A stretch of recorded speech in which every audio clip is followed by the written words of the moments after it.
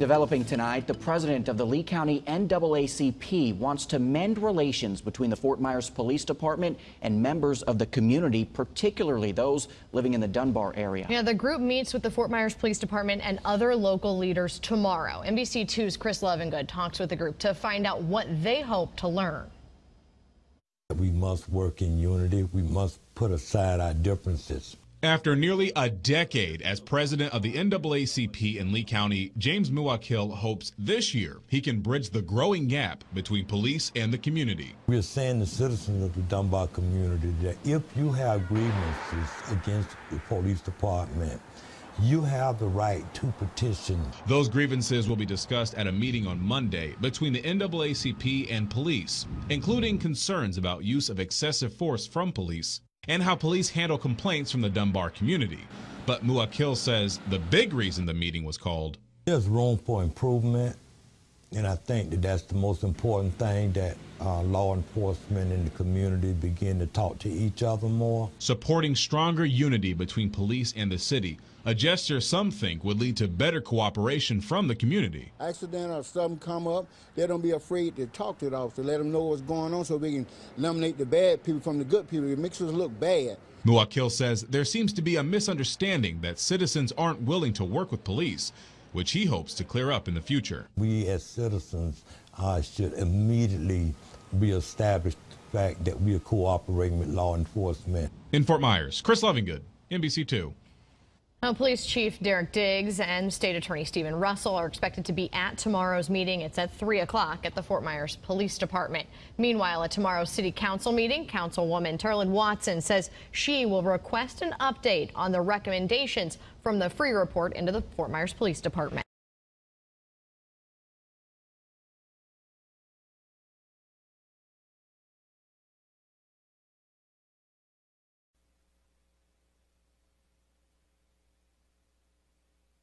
On the Night Beat, is the Fort Myers Police Department making the grade? We told you earlier about a scathing audit revealing several shortcomings at FMPD.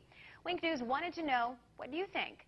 Night Beat's Kasey talked to several community members.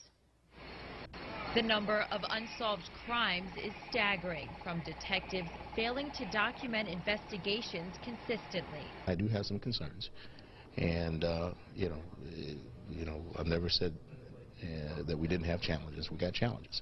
Some of the more high-profile cases are ZombieCon and the Club Blue shooting. There were potentially hundreds of witnesses, and yet no one is charged in those killings. Wink News wanted to know what the community thinks, and they stand behind their officers. Tanya Cola is the coordinator of Dunbar Neighborhood Watch. She's also planning a community vigil tomorrow night. I think sometimes we read too much into certain things, and I think that we should give them an opportunity and a chance, because I know that they work really hard to make sure that we're safe in this community. Business leaders say they believe Southwest Florida is relatively safe compared to other areas. So crime rates here are going to be lower than a lot of the areas, and the quality of life is better. People move here for water, warmth, and way of life. Still, there is clearly a need for improvement. Kasey Kushner, Wink News, now. Research shows crime rates can directly impact property values. One study indicates that a 10% reduction in homicides would lead to an increase in home values the following year. Community members say they know change takes time, but they hope after this audit, the Fort Myers Police Department can clean house quickly and keep everybody safe.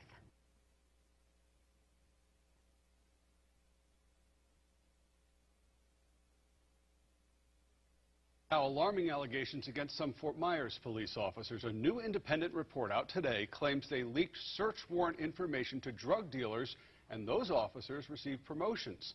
This is just one finding from the review of that department. Wink News reporter Michelle Kingston was there when the group revealed its findings today. She's live now with more on what's next. Michelle. Well, they're calling for a lot of changes within the department. They're asking for additional staffing, more training, even reevaluating supervisors. A lack of officers to solve crimes and preferential treatment within the department were two main issues brought out in an investigation within the Fort Myers Police Department. That cannot happen. That is something that needs to be addressed one way or the other. The city paid the free group $150,000 to investigate and found there's a culture of failure and defeatism, integrity issues, and cliques that divide the officers. The great majority, if not almost every single person we interviewed, said there was a cliquish system within the department. You either were in or you were out. The free group interviewed 200 officers anonymously, detailing policies not being followed, evidence getting backlogged, murderers being allowed to walk the streets because cases go cold. The report mentions allegations that some officers even leaked information to drug dealers about search warrants, and those officers who may have leaked information were promoted. The company also interviewed some members of the public who say they want more police visibility on the streets, which is one of the programs new Police Chief Derek Diggs has already implemented, community engagement. We have improved the safety of our citizens in our neighborhoods, and we will continue to do so. Chief Diggs says he's also taken a lot of weapons off of the streets since he started with the department. He also says he's going to be putting his officers through a lot of new training this year. Live in Fort Myers, Michelle Kingston, Wink News Now.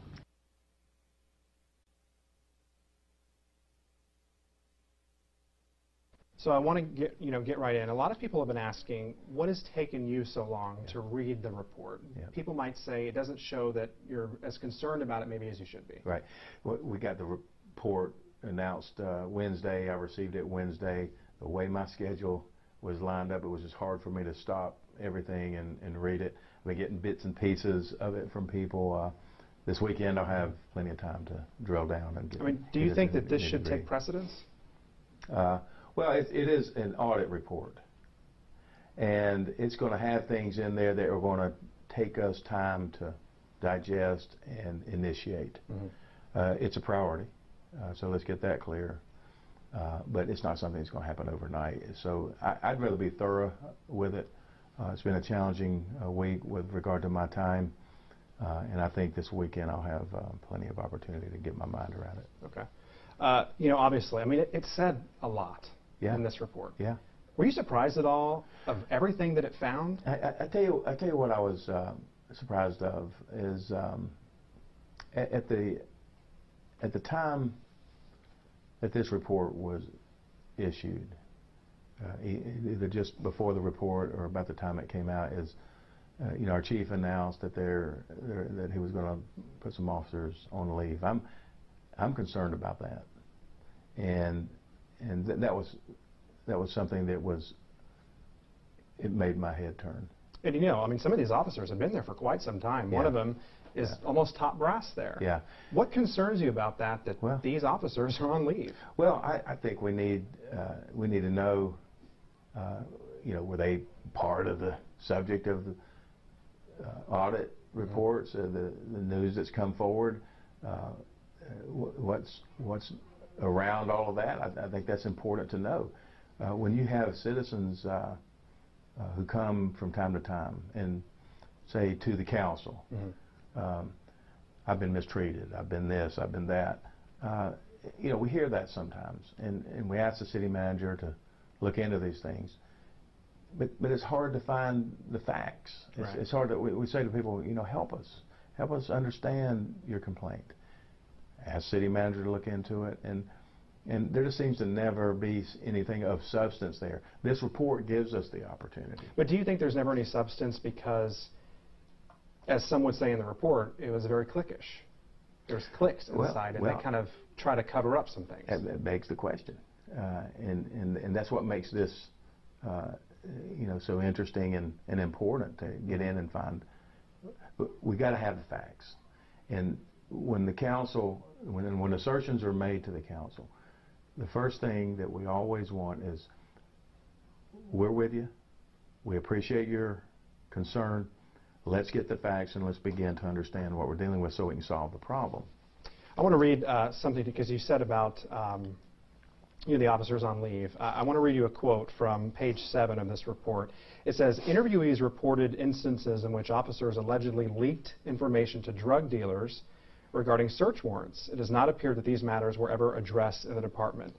Even those accusations, as mayor, how does that make you feel? Well, leaks to drug dealers. The first thing that I feel is anger. This is a professional operation. We have high integrity and high standards. Why aren't we executing in that way? So something like that will get my back up. And I promise you it's gotten the council's back up and the city manager's back up. So now we're predisposed to say, let's get to the bottom of this. But when it comes to council, you know, some people have asked, how did it get this bad? Yeah. And why did it take so long for an audit like this to come about? I can assure you this. The council and myself are asking the same questions of senior leadership. Now we got a new city manager. To his credit, he has, like any good manager would, has said to the council, let's get a baseline audit. We're looking not only at the law enforcement department, we've looked at fire, we're looking at general employees, we're looking at across the spectrum, how can we be a better city? This is part and parcel to that. We've taken measures in the fire department to get a new chief. We're looking now at the report that has just come out for the law enforcement. And this is part of a reset, if you will. So council wants to know, I want to know, we have the same questions. Why so long? Why, when it was being represented to the council, for example, we're dealing with this, we've got this, we're using this, using that. What else was not shared with us during those years? And I'm going to say that let's talk about a 36, 48 month span of time. I have to ask though, where does the buck ultimately stop? Is it you as mayor, or is it the city manager or the chief? Well, you read the city charter. That'll answer that question for you. The city, the mayor, sets policy. As a matter of fact, when we have had the urge to get deeper involved in things, we have to resist because we're not, myself, the council, we don't run the city on a day-to-day basis. We have two employees, a city manager, city attorney. Our job is to hold them accountable unless we have information that suggests otherwise, that our city leadership is grossly negligent, making poor decisions. And this never came up once before that you felt that you needed to step in? Well, let's put it to date, until we got this, there wasn't any meaningful factual information that would lead the council to say, wait a minute, city manager, there's something right with you. But did it ever make you think all the high-profile cases that were never able to get solved, sitting up, you know, in council, did it ever make you think, what is going on here? Why can't they solve these cases? Yeah, well, it would come to mind, but honestly, that's everywhere.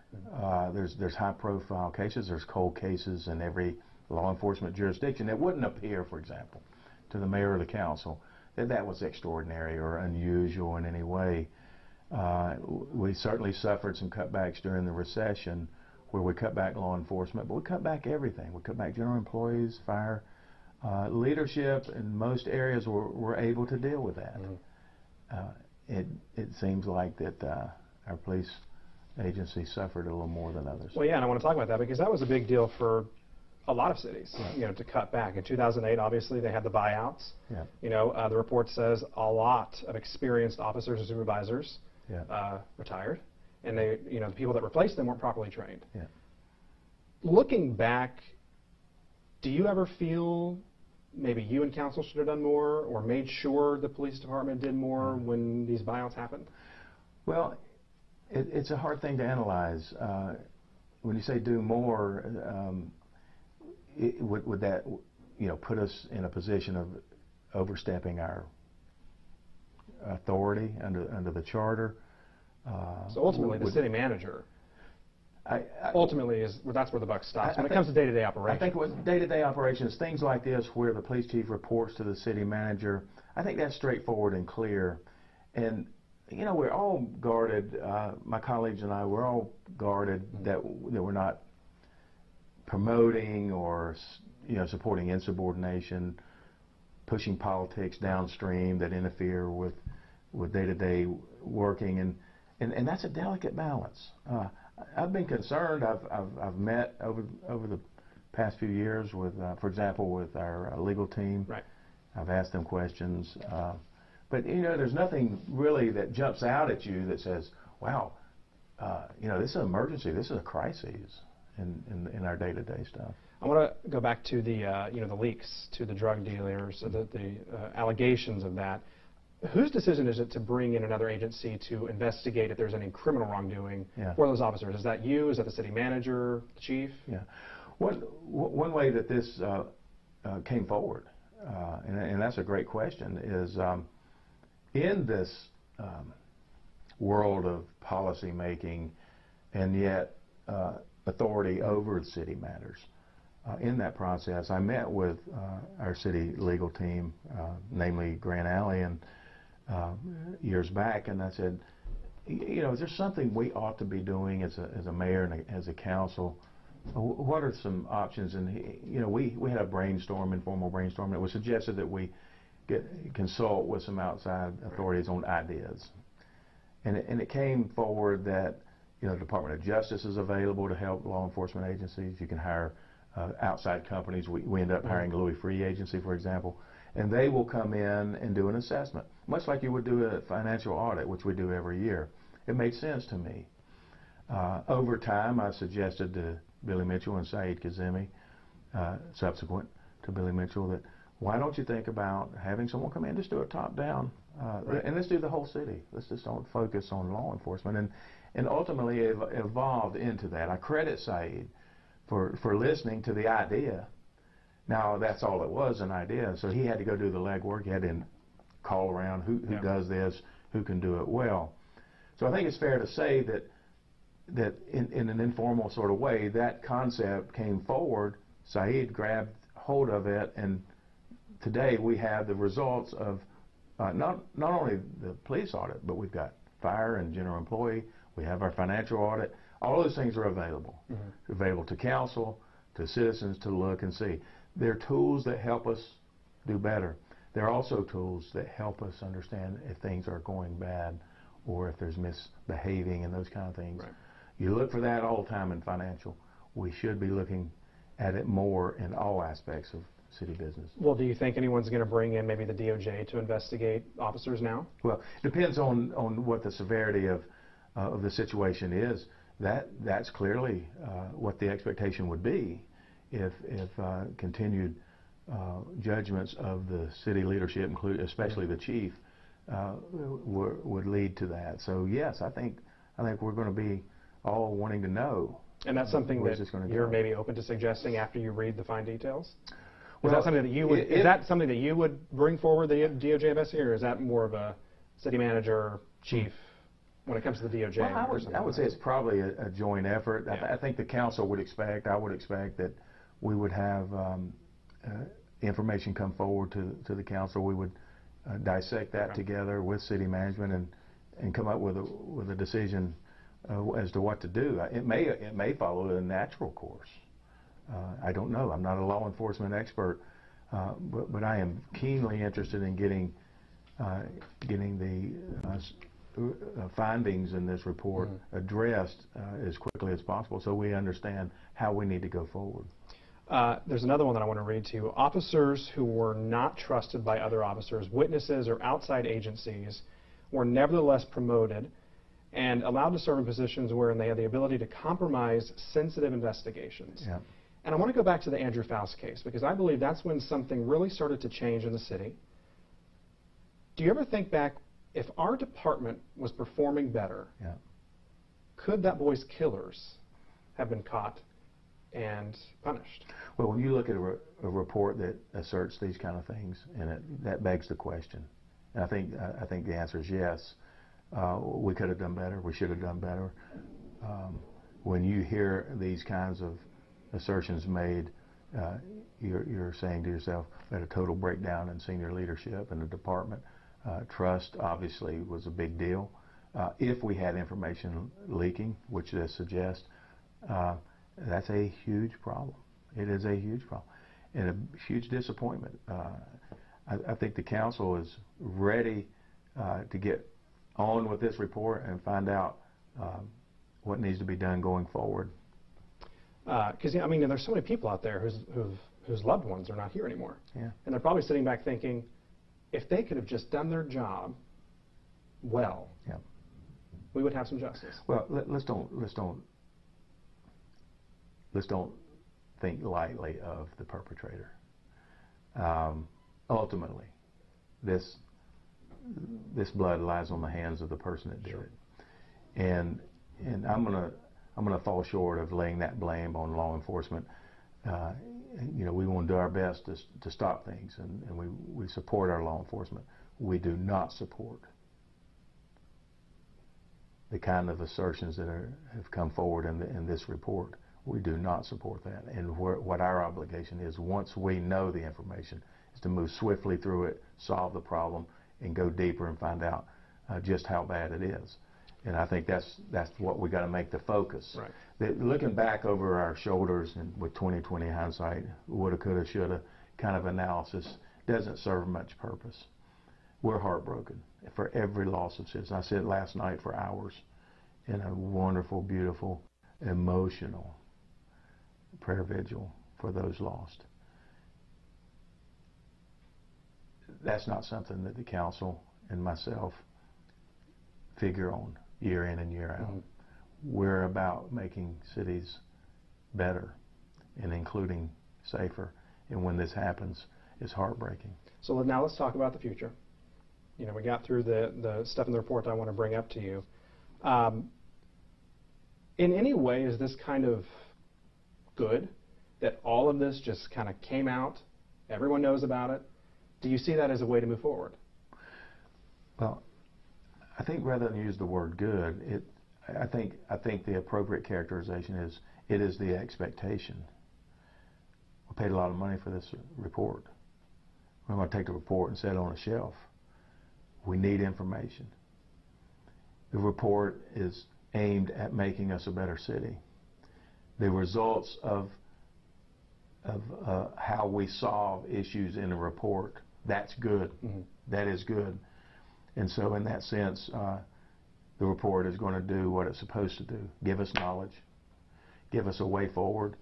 And I can promise you the city manager, the council, myself, we want to get this right. And we get financial reports every year, financial audits every year, and those audits have been good reports. And we should probably do this more often. Mm-hmm.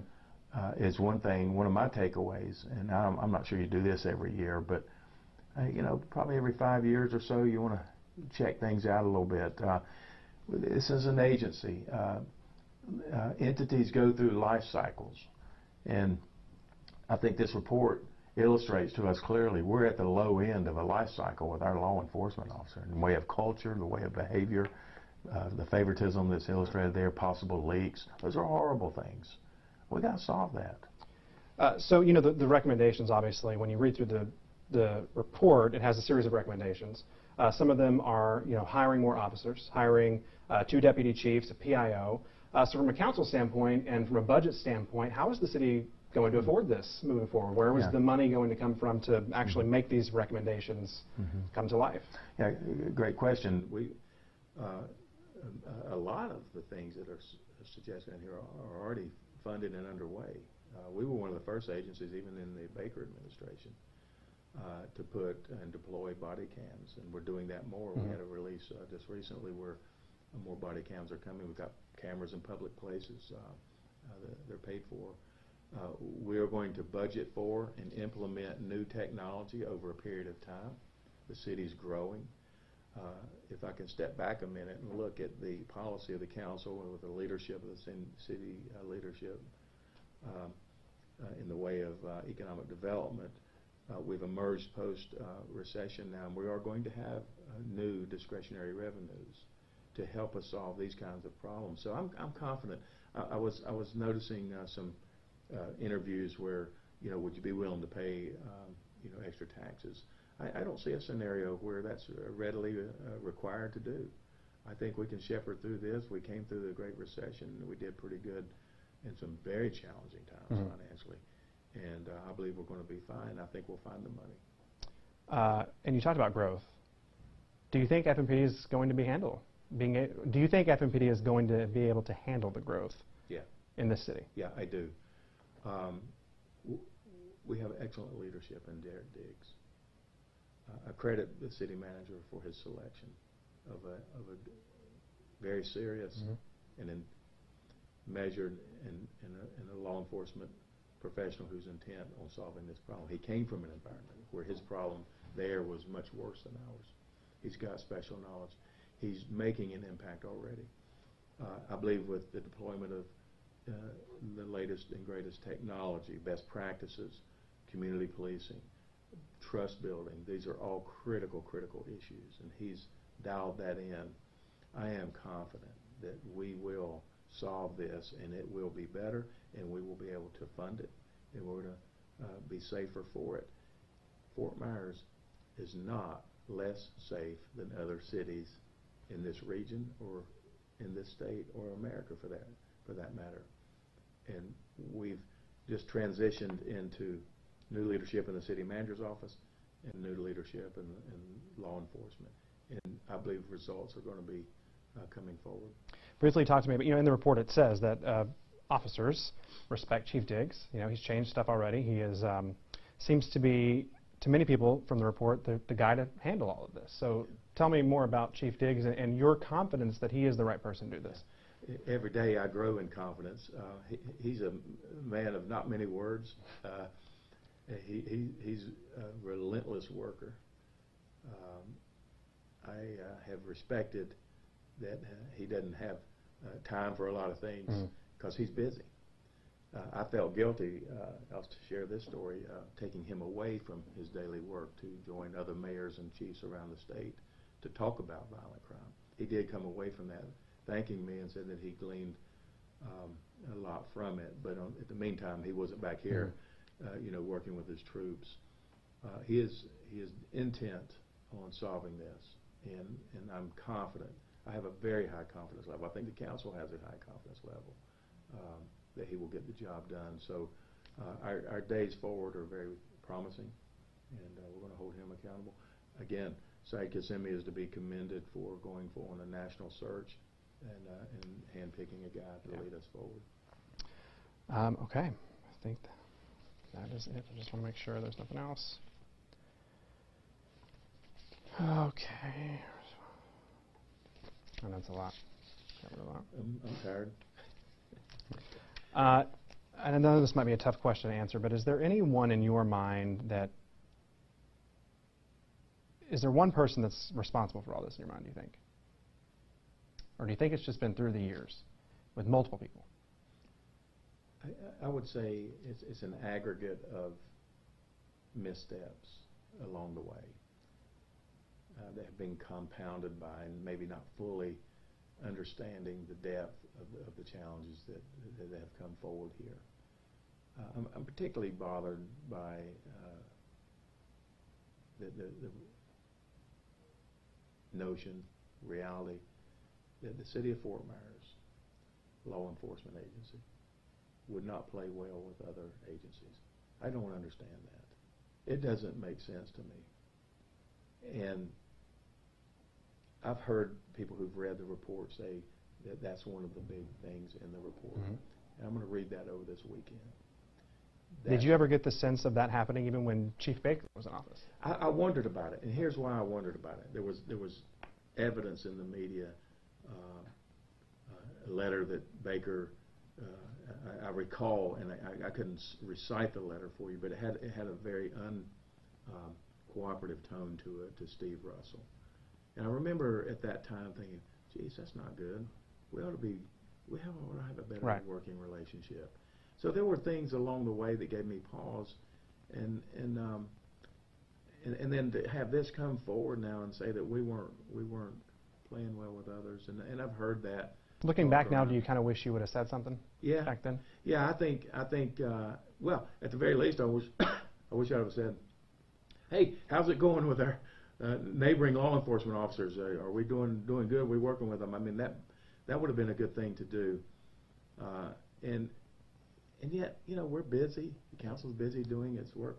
Unless, I'll say it again, unless we have really compelling reason not doubt to not trust or have an extreme doubt about city management, our city chief, police chief. We're going to go on about our business, and so I'm interested in learning more. I wanted to ask you last question, anything that you, in yourself maybe, or maybe wanting to do moving forward as mayor, of making sure it doesn't get this bad ever again? Well, I think those measures have been taken. We have a new city manager, we have a new police chief, we're deploying new technology, and we've been on this for several years now. It's not just now evolving, and we got a lot more to do. I'm comfortable with that. I think we're going to be very assertive. I think we're going to have a lot of progress made. In the meantime, whatever fallout we have from this report, we're going to solve that. We're going to get to the bottom of it, make sure this doesn't happen again. So if there's any responsibility I feel with the council is, we're going to say to the city manager, solve this and give us prima facie evidence that it's solved. Yeah. I think probably it's going to make us be a little less willing to accept that everything is okay, and that we ought to be stepping up. And you say things are okay. In what way are they okay? Let's begin to question things a little more. Okay. So we're gonna emerge out of this stronger, and I'm confident. I'm glad we did it. It was a good idea when it was born a few years ago. Saeed executed on it. The council's here today. They're not happy about this. We don't know it fully yet, but we're going to find out. All right, Mayor. Thank you very much. I appreciate it. Thank you.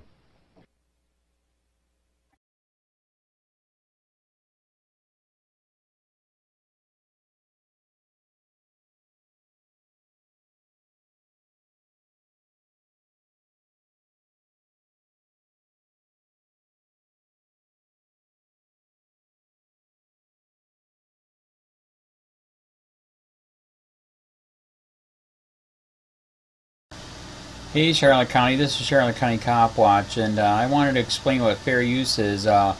You can use pieces of news articles if you're doing it for news reporting, you have commentary, and you're doing it for education purposes. So that's what fair use is, as you can see right here.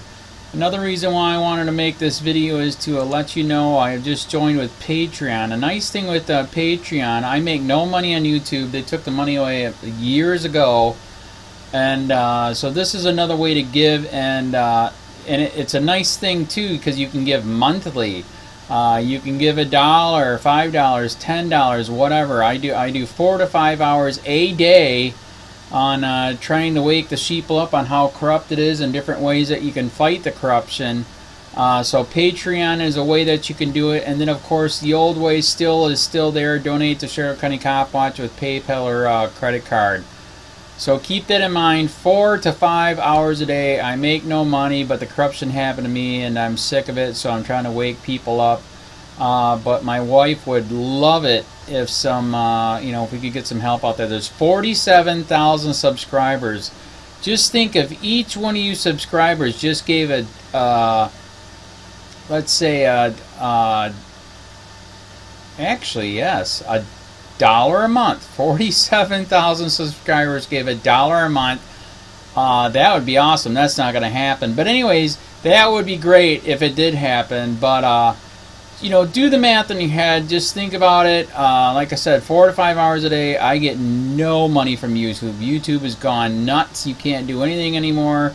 They're taking the money away everywhere. So these are a couple different ways that you can still help out with all this time that I put in. And as you know, I'm in a special situation where at least I can do it. 4 to 5 hours a day. We have a cleaning company during the day. That's what allows me to do this, and we're debt free. So this is my hobby. I don't go fishing and all that other crap. I try to save the world. So help me out to make the wife happy, man. In fact, if you guys did give $1 a day, and there was 47,000 of you, and you did it, and each of you gave $1, and that was every month, oh my God, yes, I could quit. I could start suing them. Another idea too that we have is if I got you know, some funds, we could actually contact everyone that has been ticketed and or arrested and put in jail and start sending them postcards to let them know we're here and to see if everything went all right, and if it didn't, find out their story. So we could even do more investigations and more lawsuits. Lawsuits take money. So just think about that. You know, 47,000 of you so far right now. You know, $1 a day. I mean, $1 a month on Patreon, or $5 a month Patreon, 10, 20, whatever. Just do the math in your head. Help out. This is a lot of work every single day. Thanks.